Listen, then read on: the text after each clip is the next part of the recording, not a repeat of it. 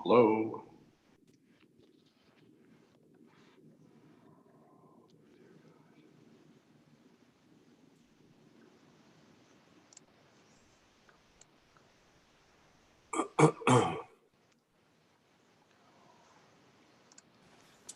Good afternoon and welcome to the Let's Talk COVID-19 and Reopening with Older Adults event. Ottawa Public Health is happy to be collaborating with the Council on Aging of Ottawa and the National Association of Federal Retirees to offer this session to you. We would like to begin by honoring the Algonquin Anishinaabe people whose traditional unceded territory the City of Ottawa is located. We would like to extend this respect to all First Nations, Inuit, and Métis peoples, their ancestors, their elders, and their valuable past and present contributions to this land. My name is Lynn, and I am a public health nurse with Ottawa Public Health, and I will be the moderator for this event today. Thank you all so much for being here today. We would love your participation throughout the event. Please submit your questions in English or French for Dr. Etches through the Facebook page, or if you're watching on YouTube, in the comment box available there. It gives us great pleasure today to welcome Mayor Jim Watson to say a few words. Nous invitons le maire Jim Watson à dire quelques mots.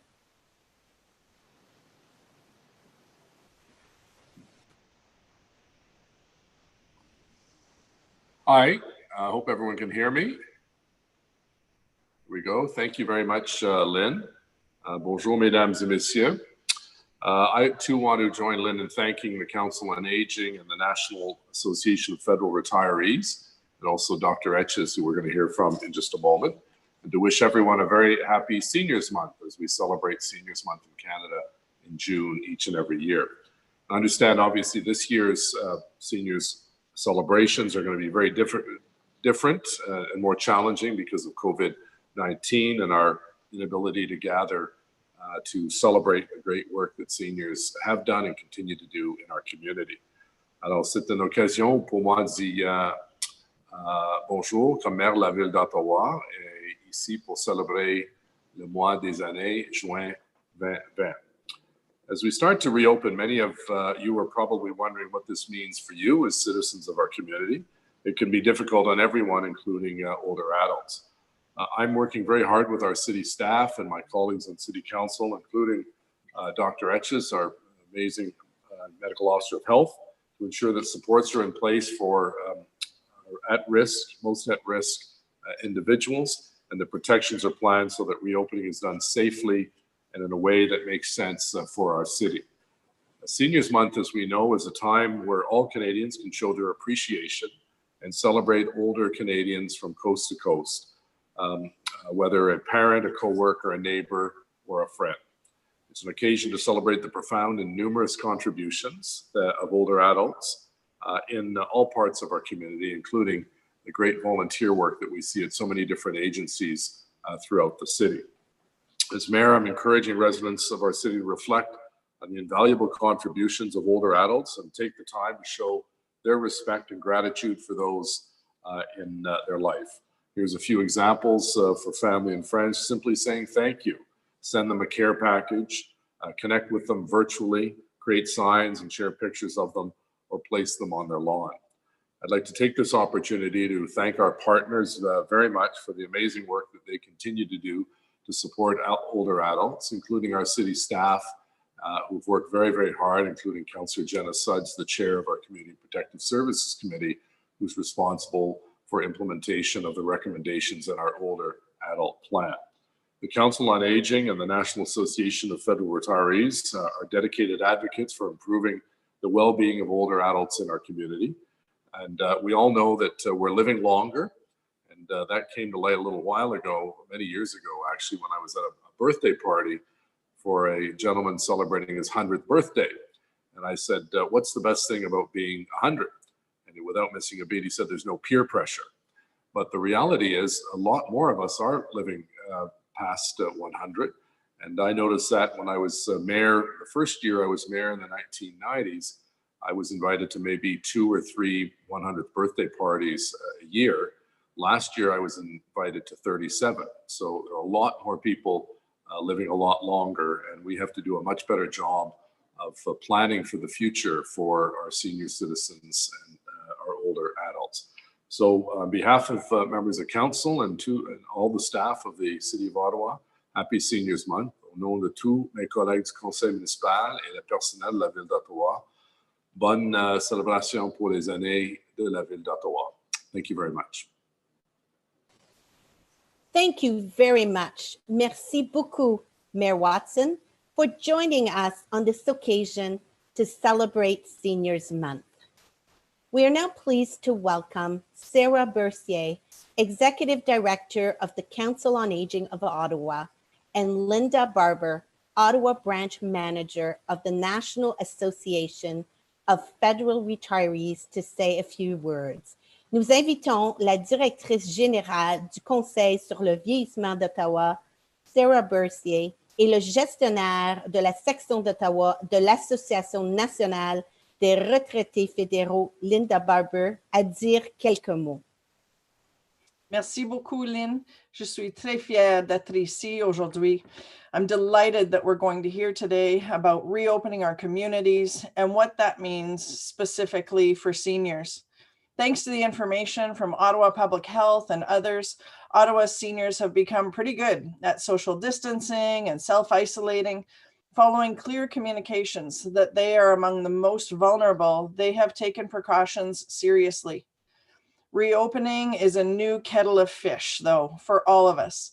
Now seniors want to know what reopening means specifically for them. They're ready to receive specific guidance so that they can continue to navigate these challenging times and minimize risk going forward. Nous sommes très reconnaissantes au maire Watson, Dr. Etches et à Santé publique Ottawa d'avoir accepté de faire cette présentation spécifiquement pour les aînés.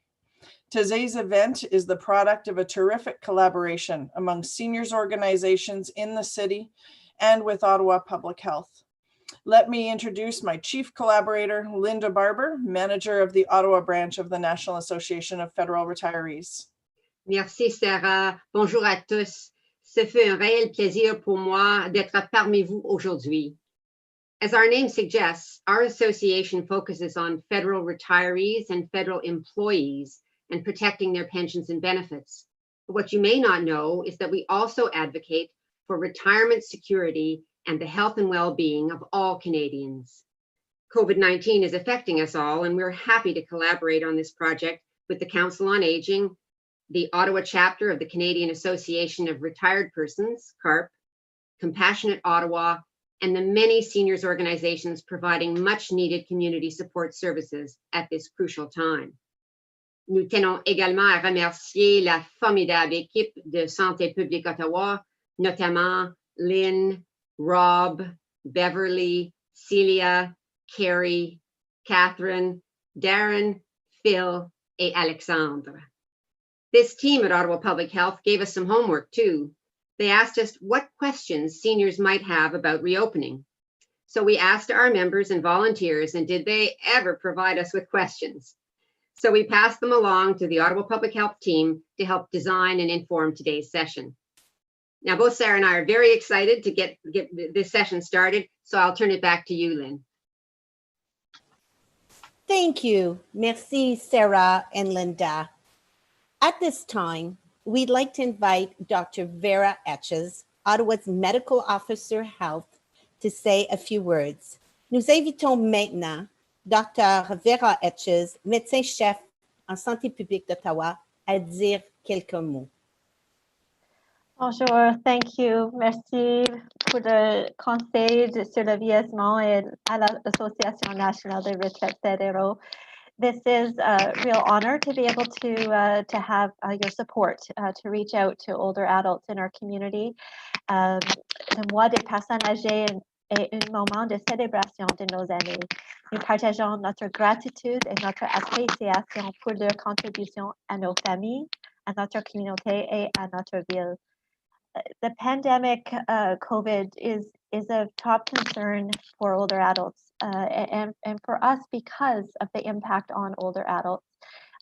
You know, these measures that people have taken to physically distance are extreme. It's a huge change for us, and the driving reason is to protect older adults because we know there's a disproportionate impact on older adults for hospitalizations and even death. And so it's been hard for the whole community. Everyone's done their part, and je voudrais dire merci beaucoup parce que c'était votre travail qui a amélioré la situation. Maintenant, le nombre des hospitalisations diminue. Alors, ça, c'est bon. It is all of your actions that have made the difference and will continue to make the difference because most of us are not immune to this virus. Most of us have not encountered it, and we are still vulnerable as a population. So the more we come into contact with each other, the more we can still see a rise of infections in our community. And so that overarching desire to prevent that transmission of infection is still there, even as we get back to activities. I'm happy to take specific questions. I think that's most important to see what you're asking, where I can make more useful comments. But I do want to recognize what you've done has made a difference, and it isn't easy. I think it's also highlighted the contributions of older adults. I mean, I'm a middle-aged person, and you know, many of us have our children at home where you know, grandparents would have been helping more than they've been able to, and that's difficult for everyone. There are real gaps in our ability to connect socially that are important. And we're aware of that from a public health point of view. We want to get back to more social connections because that's important for our health. C'est vraiment important pour notre santé d'avoir des liens entre notre famille et d'autres personnes dans notre communauté. And so this is our objective. We're working towards that. Overall, my message is we do need to proceed carefully and cautiously, monitoring what each step is doing to the rate of infection in our community, and monitoring that with the rate of hospitalizations especially being useful. There are supports. We talked about at Ottawa Public Health how for a while we've wanted to have a Facebook page specifically for older adults, and we thought now makes more sense than ever to get that launched and to provide specific information. So we'll continue to do that. But right now, today, I'm happy to go straight to the questions. Merci. Thank you. Merci, Dr. Etches. Dr. Etches will now be answering your questions. So please keep sending them in. You can ask your questions in English or in French. Today's first question is, the Ottawa Public Health COVID-19 Self-Assessment Questionnaire says anyone 70 or older should stay home, limit time outside, don't go to stores, and self-isolate. I know many who are in their 70s and even older who are out in public places and generally physically distancing. Is this safe? And are there guidelines, modifications for these older adults to assess level of risk? Dr. Etches. Thank you.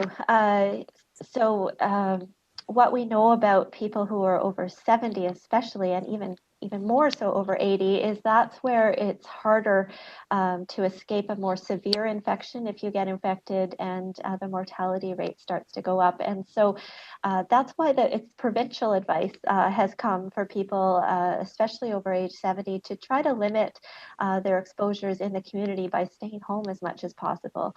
And at Ottawa Public Health, we understand that, we support that. I think there's also a recognition that it's hard just to stay home, and we need to go beyond that to be realistic and to think about what are the safer ways to go out. And so we would recommend that people, again, go to our website, see what we're trying to communicate now about what's higher risk, what's lower risk.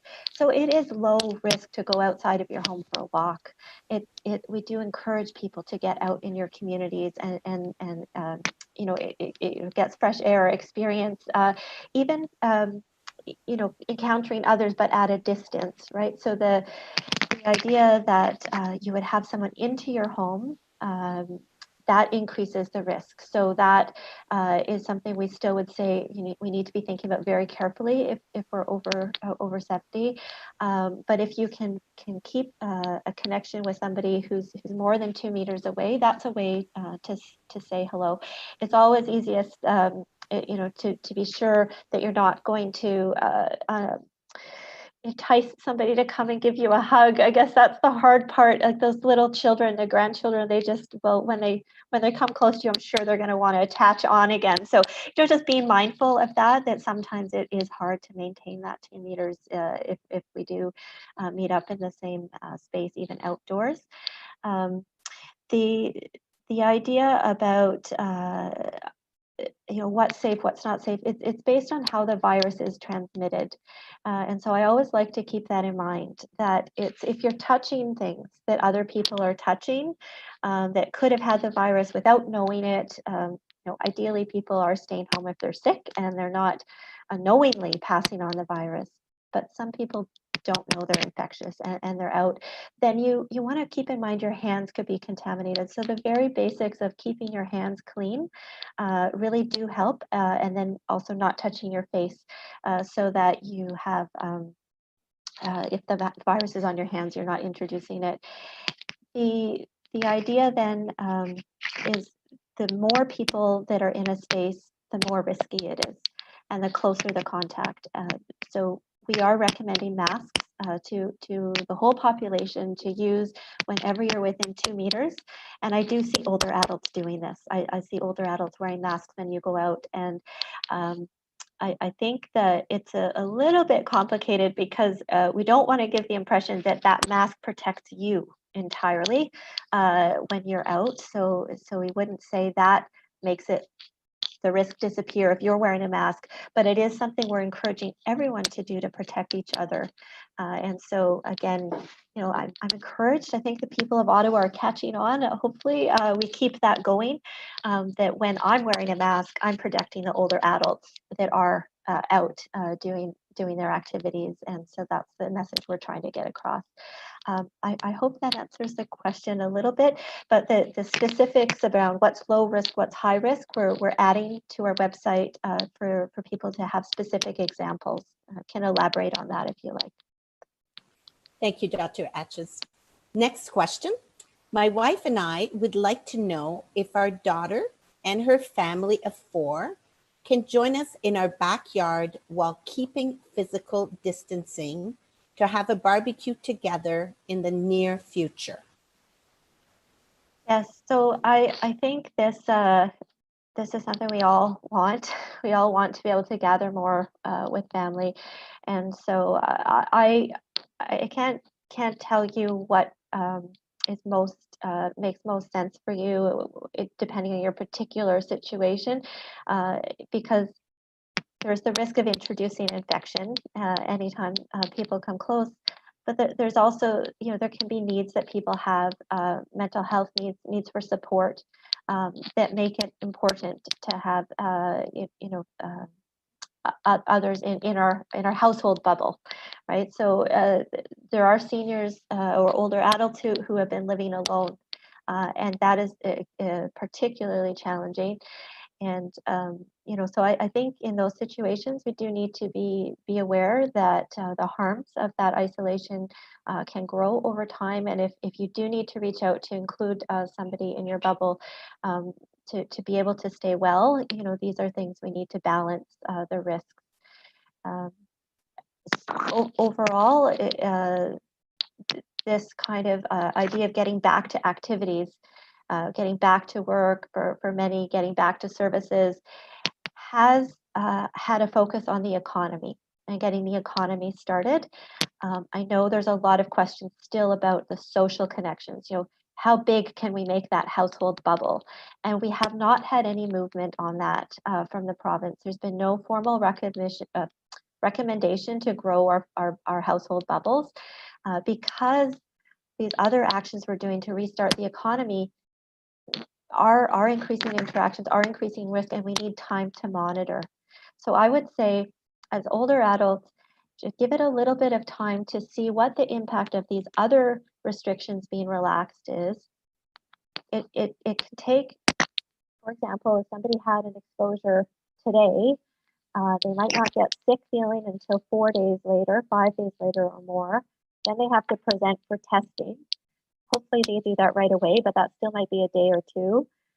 Then the test has to be processed. That's another day, and then they get a positive result. So it takes at least a week before we know if something's happening, probably longer, from the relaxation of restrictions. And so I think this is particular advice for older adults to go slowly, give the rest of the population the time to see what's happening if your infection rates are going up before growing our level of activity as well. Thank you, Dr. Etches. Next question. What supports are being provided to senior-focused organizations, such as, for example, Meals on Wheels, Good Companions, etc., to help with ongoing essential services as pandemic restrictions lift?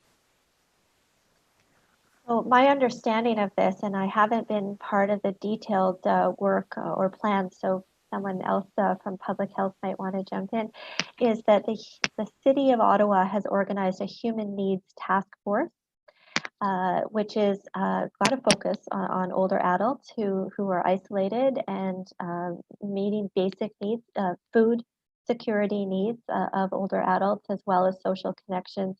And so this human needs task force is the place to go to make sure that some of these core services have advice and have support to continue. The city has invested in this area, and we are also, like, we know that volunteers make a difference here too. So the city is working with Volunteer Ottawa to make sure that they have the resources needed to get out to provide support. And the public health role has been there at that table, also advising on how to volunteer safely. So making sure the volunteers have good practices related to infection prevention and control. So I think this has been a priority, but if there are gaps, if you're seeing a need in the community right now, an older adult, you are yourselves experiencing an unmet need for support, then you can reach out to the city through 311, and that's the mechanism to access that help. Thank you, Dr. Etches. So the next question is a French question. Est-ce que les programmes de loisirs pour les aînés vont reprendre bientôt, peut-être le 1er juillet? Bonne question. C'est probablement pas exactement que j'ai la bonne réponse ou la réponse définitive, parce que c'est la ville qui offre les programmes pour les personnes âgées. Mais je sais que c'est aussi une question de l'ordre de la province. Maintenant, c'est pas possible d'avoir des groupes plus grands que 5 personnes dehors une maison. Alors, il y a des restrictions provinciales qui on a besoin de enlever. Je m'excuse si je manque un peu le vocabulaire, mais maintenant, le ordre pour la province continue à la fin de la mois de juin. Alors, j'imagine que ça va être difficile de commencer avec les programmes le 1er juillet. Mais à la part de la ville, c'est certain que la ville veut offrir les programmes encore, peut-être dans une différente méthode, avec une différente approche. Santé publique Ottawa donne l'avis pour la protection de la population, de diminuer les transmissions, et on va continuer de travailler avec la ville, d'avoir des programmes plus sécuritaires. Merci, Dr. Etches. Next question. I am a pastor, and we have some gatherings for seniors, and I was wondering how we continue to offer social aspects of our gathering and keeping everyone safe? Example, sharing food, conversations, singing. Yes. So another important source of support for many older adults and the rest of the population is often faith communities. There have been documented outbreaks, and it appears to be a higher risk environment when there are groups of people in a indoor space with singing. So it's a challenge. Right now, again, there are provincial orders that prevent people from getting together in groups larger than 5, but that will change. That will change. And so we are working with faith-based groups to provide some recommendations about how to start to gather more safely. So instead of everyone singing all together, you could have the person who might be leading in song further distanced from others. You ideally would still maintain physically distancing 2 meters between everyone. Meeting outdoors would be even lower risk than trying to meet indoors. Not always possible in Ottawa, but maybe this summer. We also know that the wearing of the masks is a recommendation that will continue for a while if people can't make that 2 meter distance possible between each other. I think it's another challenge that older adults need to consider their own personal risk. If they are over 70, for instance, do you take a little bit more time to assess the situation before joining back in a faith community's in-person gatherings? Can you provide virtual options even as the gatherings start up again for older adults, just to protect those who may have the worst outcomes if something did happen? I think these are the things that we're looking at, and we will have specific guidelines for faith communities on our website. If they're not up yet, they'll be there very shortly. Thank you, Dr. Atchis. Dr. Atchis, it might be possible that your mic might be hitting your clothing or your body. Sorry. Yes, okay, I'm gonna. Yes, that's better. Thank you very much. Thank you. Me. No problem. Next question. When will people that live in a healthy retirement community be able to get out? So I encourage everyone to get out for walks now, as long as you maintain physical distance and you're just with people that you live with. I think you may be referring to retirement homes, which are a specific environment where people have been asked not to have visitors, and I think that may be the setting that we're talking about. So, of course, one of the most tragic things that we've seen in this pandemic is the impact of COVID-19 on long-term care homes and some retirement homes.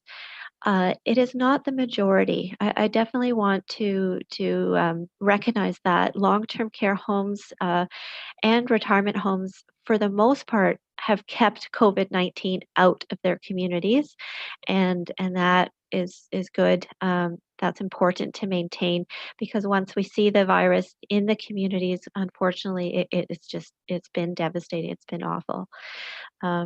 So I think, again, I don't have a timeline for you. I know I can tell you what we're monitoring. So what we're watching is the number of cases detected in our community, which is falling. We've been watching the hospitalizations, which are a good indication of more severe illness, and those have been falling. And we are looking at the healthcare system capacity, because if we keep relaxing restrictions and we were to get a surge in cases, we need the healthcare system to be able to react, and they are doing well. They have excess capacity now, and they have surge capacity that they've been able to create. We also are monitoring our public health capacity to follow up on every case, and that is in good shape here in Ottawa and mostly across the province. So I think that the signs are good. If these trends continue, we will get to a place where there aren't going to have to be the same restrictions in retirement homes and in long-term care homes. But I think they will be the last communities, unfortunately, to have some of the COVID-19 precautions lifted, just because of the very strong danger if COVID is introduced. Thank you, Dr. Etches. So on that same vein, and I think you might have answered part of this question already, we must let hairdressers come back into retirement communities with guidelines and social distancing and PPE in place. When can this happen? Yes, a lot of people are not showing their videos anymore when we're on this kind of virtual connection because of the hairstyles that are not quite so stylish, I guess. First of all, this is also right now under the provincial order. So the province has not yet opened up to barbers and hairstylists to be able to resume their work. I know these discussions are happening. It's something the province has heard is desired. We've seen our neighboring province open up those services. And so I think this may be coming. I'm going to take this one back because I'm not sure how that works. If it is open service that is people are able to offer that service again, how that fits with the restrictions on visitors to retirement homes and long-term care homes. I think we have to take a look again at protecting the communities that are most vulnerable, but there are ways to make the risk lower. I think the person asking the question said, do we wear a cloth mask that protects us? And those things are important. Those will help to decrease the risk. Those are the kinds of things that Ottawa Public Health will be advising and trying to help people do what they can to decrease the risk. Thank you. Next question.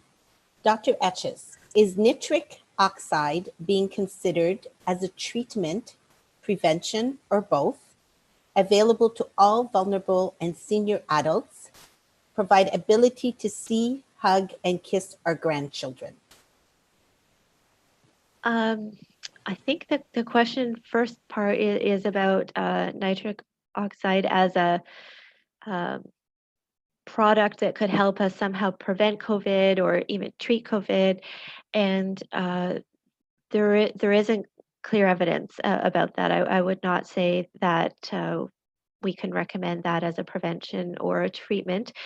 We are seeing our hospital colleagues and researchers try different treatments and study different treatments, but out of those studies, there is still nothing recommended that is the answer that will treat COVID-19 and reassure us that there's something that will allow us to handle this virus if we get sick.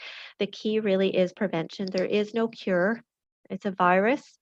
We can only help people through the infection treat their symptoms when they have it, and so it's better not to get it in the first place. And the prevention measures that we know of are to keep your distance, to wash your hands, to wear a mask if you can't stay further away from people than 2 meters. And I know it sounds like not enough, but they add up. These things make a difference at the population level. And I think that was tied to the desire to be able to see grandchildren. And so I want to recognize again, that is a huge gap right now and a need for families to be able to be reunited across generations and have the support of older adults in their lives and vice versa. We're just not quite there yet. Thank you, Dr. Etches. Next question. Why are masks not mandatory in Ottawa? Good question. I really am impressed by the people of Ottawa that we have done it all together. People in Ottawa have listened to public health advice and they've done their part to stop the growth of infection in our community. And there's actually scientific literature that tells you and tells me as a public health leader that people are much more likely to keep doing the right thing when they're encouraged that they're doing the right thing and they're recognized for doing the right thing versus when they're told and required they have to do something.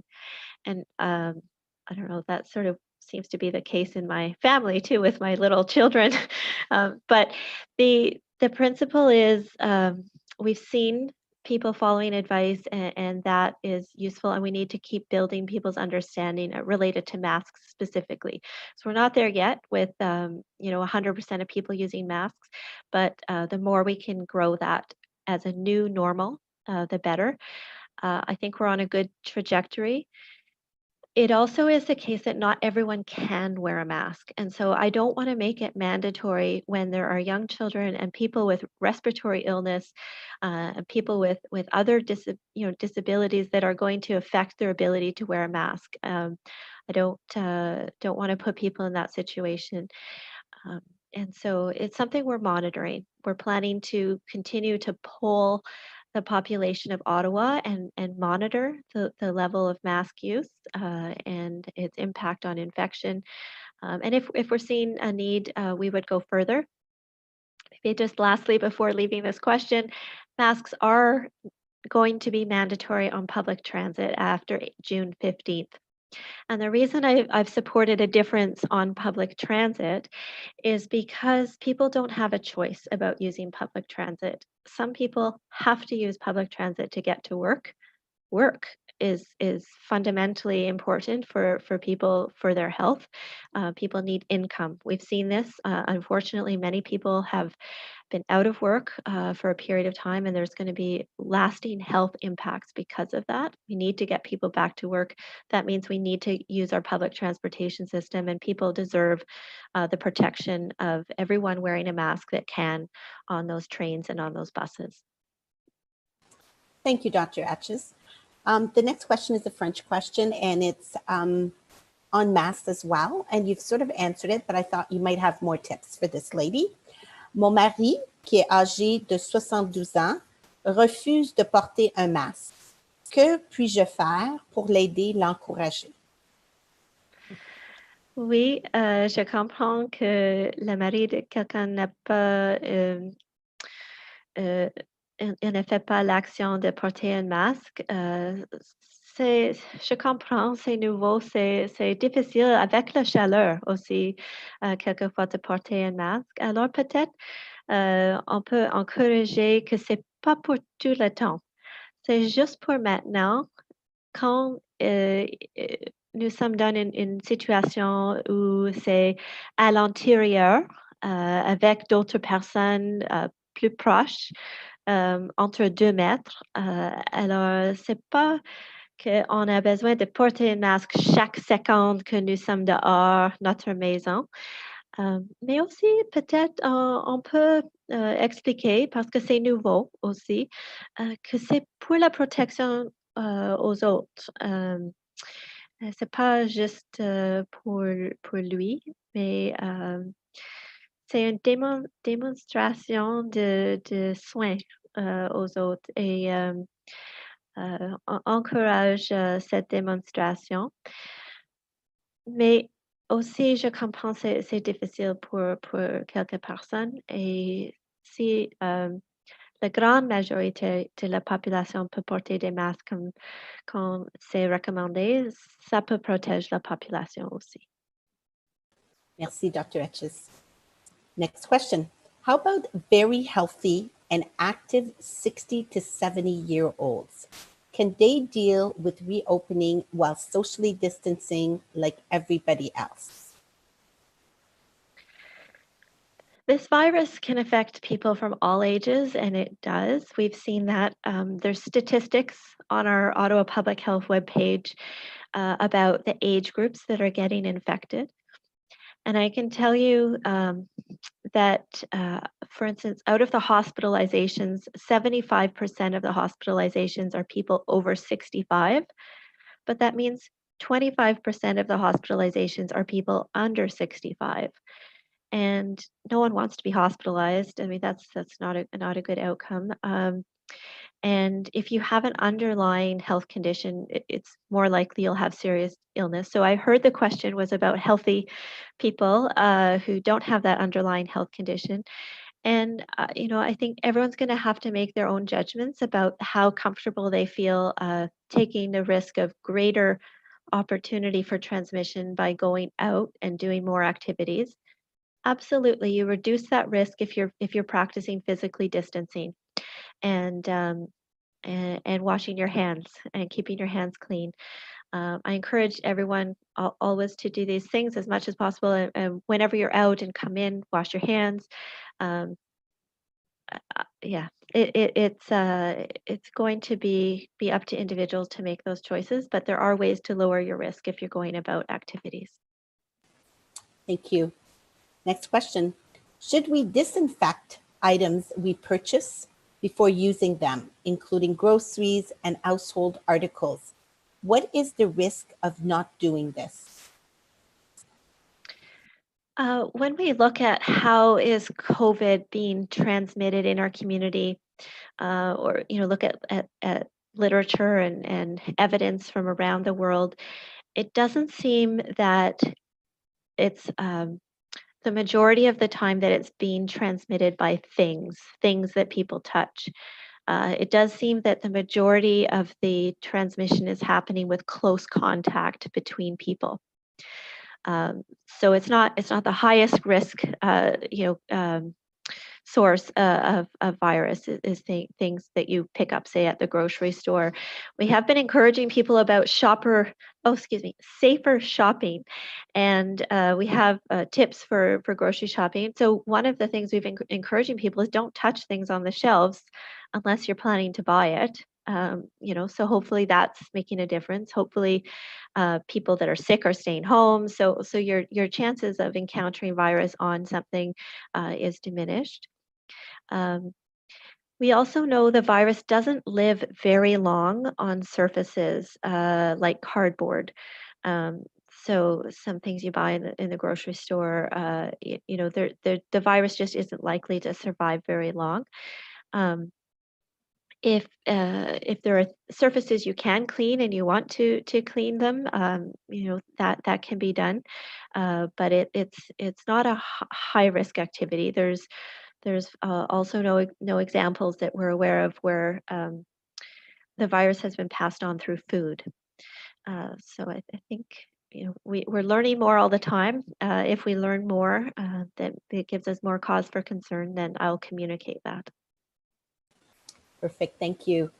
Next question. Will the ongoing recommendation for seniors 70 plus to self-isolate continue in phase 2? I'm not sure. The phases that the provincial government is using to open up seem to be more focused on economic activity. They haven't come around yet to talk as much about the changes in our social isolation, and the social limitations. But I think that we will probably see that come eventually in terms of the group size increasing and potentially the changes being made to the strong recommendation around self-isolation. I would always encourage people, as I tried to do, maybe not as clearly earlier, that if you're over 70, take it slowly. The government's moving ahead.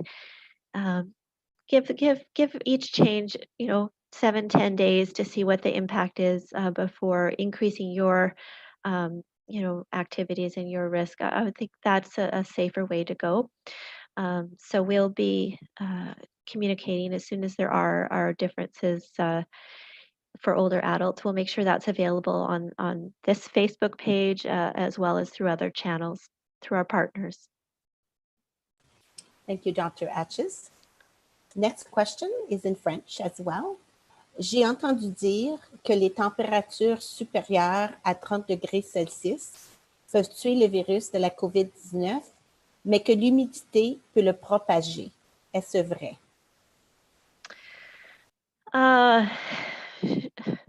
Est-ce que tout le monde se souvient la neige et l'hiver? C'était juste quelques semaines passées, je pense. Et oui, pendant l'hiver, on a pensé, peut-être c'est la météo maintenant qui est un défi avec le virus et dans l'été, ça va être mieux. Mais c'est pas la réalité. On peut voir dans différentes régions plus au sud, par exemple, que le virus continue de se propage. Euh, et c'est pas un confort pour moi. Je n'ai pas la confiance que la météo va diminuer le virus dans notre communauté. Euh, c'est plus notre action de faire la distanciation physique, de laver les mains. Ça, c'est la différence pour prévenir l'infection. Thank you, Dr. Etches. So I have a last question for you before we do closing remarks. So a few politicians have said that older adults should be happy to sacrifice for the economy, that deaths of seniors would reduce the pension liabilities, which indicates ageism. What is being done to fight ageism in Ottawa? Yes, those kinds of sentiments I don't think make sense. Don't have any place in our society where we have compassion and care and value for every life, no matter the age. As I said at the beginning, we want to protect you as a society. That older adults are the reason we need to take this pandemic very seriously, and so. Combating ageism, I think, takes all of us. So we need to, as Ottawa Public Health, make sure that we are hearing from older adults, informing our programs. Really appreciate your participation today, and to keep feeding comments into our Facebook and other channels, because we will respond to what we're hearing the needs of the community are. If people are hearing seeing signs of ageism, then we need to work together to counter that. So working with partners, those agencies who have partnered today,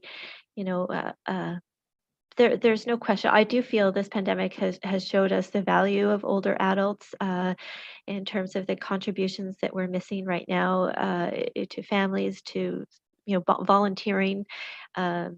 Even the caregiving, I think has come up as well, that the residents in long-term care homes are missing their caregivers that are family members and close friends. So there's no question.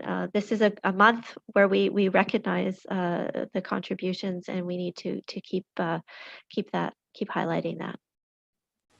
Dr. Etches, I'm looking at the time, and I see that we possibly have time for one more. Are you okay with that?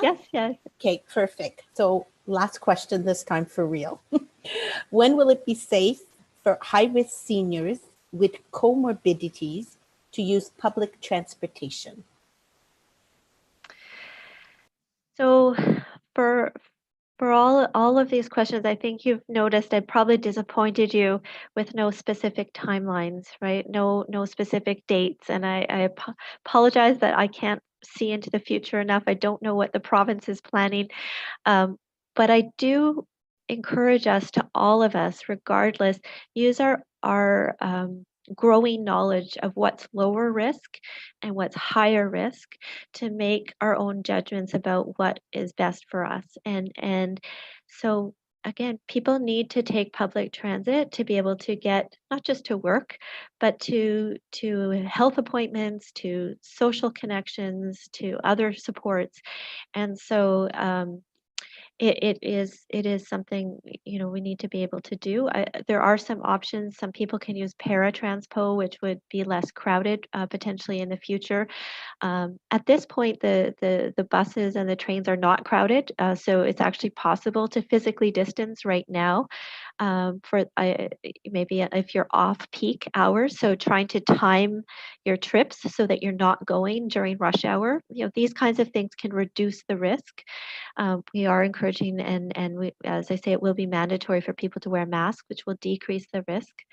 Can never make everything perfectly safe. We never know with this virus if somebody's carrying it and they don't know. And so the basics still apply. If we can keep in mind that it passes usually in close contact with hands that have touched something that others have touched and then are not clean, and then we touch our face. So doing what you can, those things are in our control. Focusing on what we can do to decrease the risk is the way to go.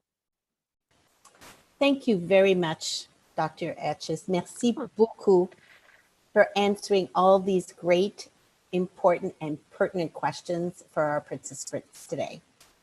Merci et j'encourage tout le monde de continuer de visiter cette site web pour la situation qui évolue. It continues to change, so appreciate you staying up to date. Thank you. Thank you.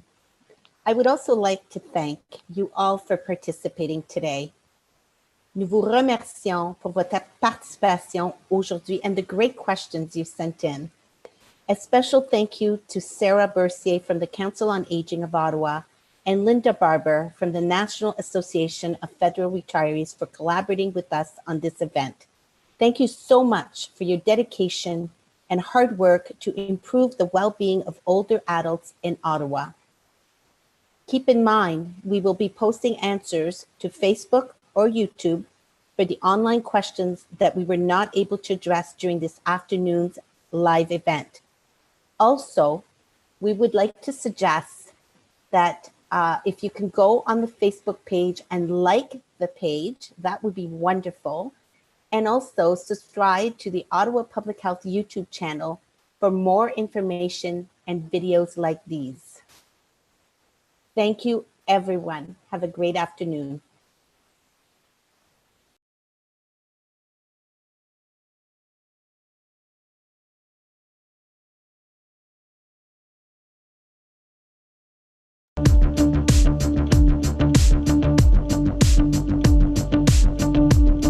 And videos like these. Thank you, everyone. Have a great afternoon.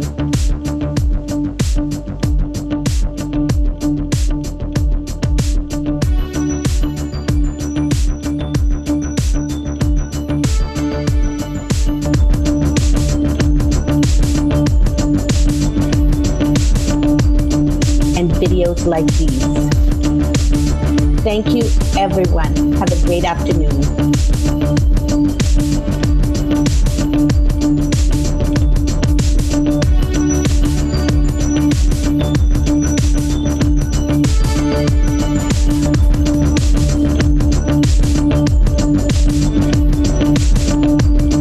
And videos like these. Thank you.